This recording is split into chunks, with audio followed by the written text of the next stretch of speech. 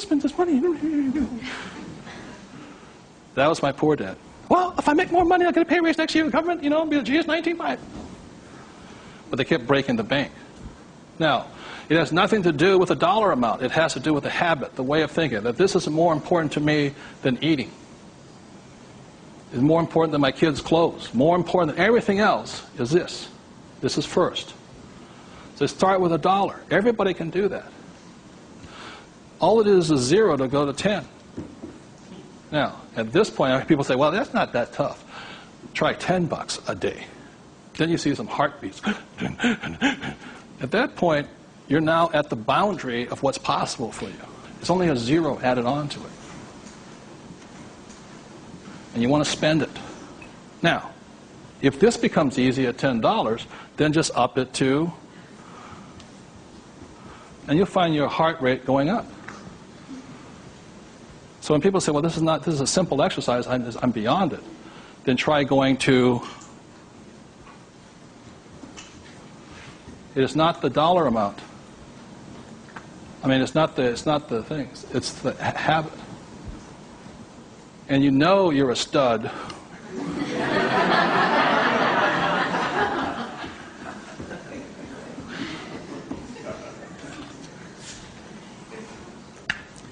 This goes to this never spent.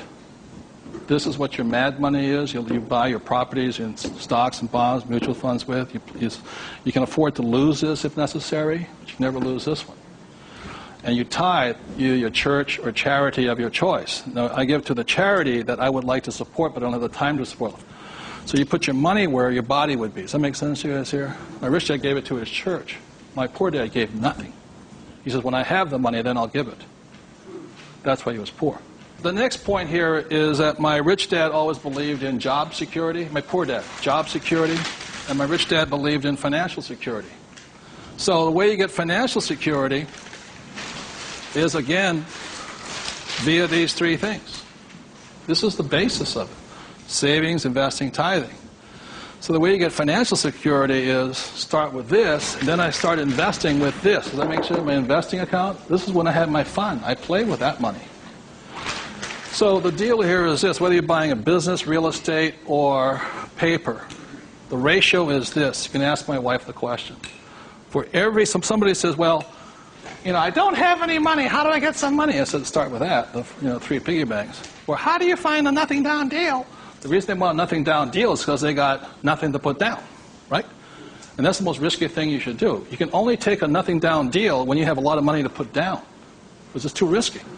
I can take a nothing down deal because I got the money to cover it in case it goes bad on me. But the point here is this, how I got my experience, how I can find a deal is this. You can ask my wife this. For every one property I buy, how many properties or businesses or stocks do I analyze? 100. That's the ratio. Before I buy one piece of property, I will analyze a minimum of 100 properties. If I don't buy one property in that 100, I start all over again. It's 100 to 1 is the ratio. That's how I find a deal.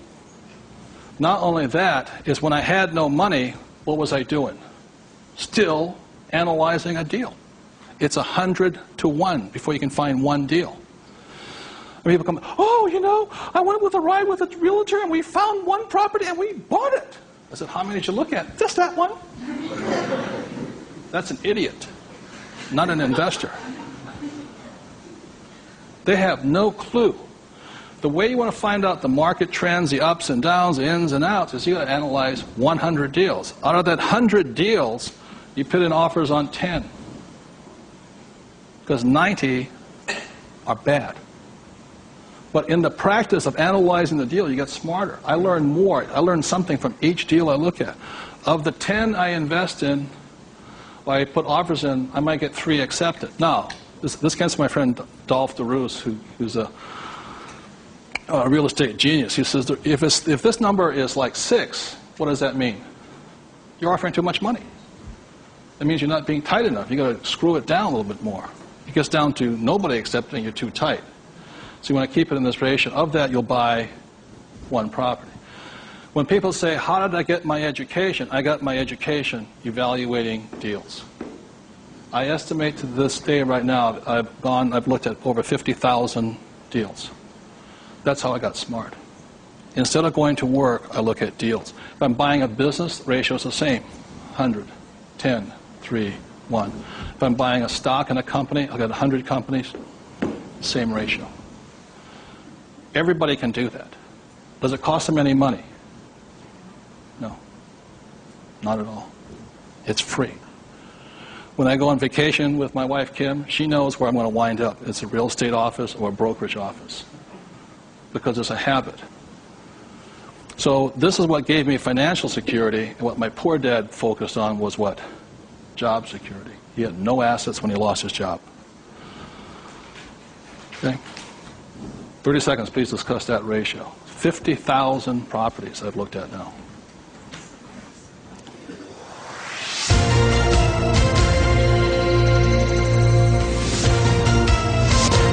I'm going to do one last thing that, in my experience, keeps most people poor or struggling financially. So you remember the 3 piggy banks? That gives you the money. Doing this, 100 deals. The reason I don't have a job is because it interferes with looking at deals. I don't want to do that. I'm looking at a deal constantly. That's the people that work with me constantly. That's all I'm doing is tracking down deals. It's a waste of time to work. I don't get rich. So that's the thing. The second part is most people don't have the time to spend the time to get rich. They're too busy working for the money. And the third part is most people say it's risky or it's fearful or they chicken out. You know, they see a deal. Even if they see it, they back out. And I've seen so many people do it. And the reason for that is because if this is an iceberg, okay, most people, they say, I'm going to get the 3 piggy banks, I'm going to look at 100 deals, but it comes time to put the money, we call go hard on the dollar. Got to go hard. If this is your conscious mind, let's say, this is your what? Subconscious. Money, sex, politics, religion. This thing takes over.